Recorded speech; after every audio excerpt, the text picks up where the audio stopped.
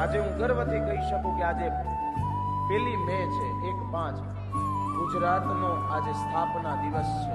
આ ગુર્જર પવિત્ર ભૂમિનો સ્થાપના દિવસ છે અને ગર્વ સાથે કહી શકીએ જે ભારતમાં ગુજરાતમાં ધર્મ છે ને કદાચ એટલો ધર્મ બીજે ક્યાંય નથી.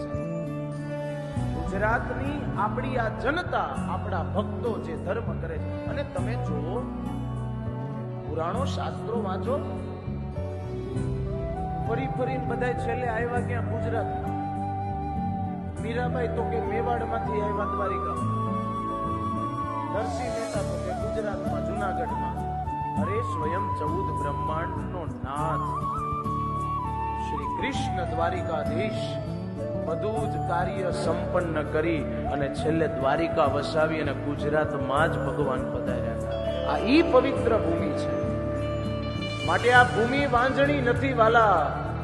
સમય થાય એટલે સંતો મહંતો જતી સતી આ બધાને જન્મ આપે છે. આ એ ભૂમિ છે.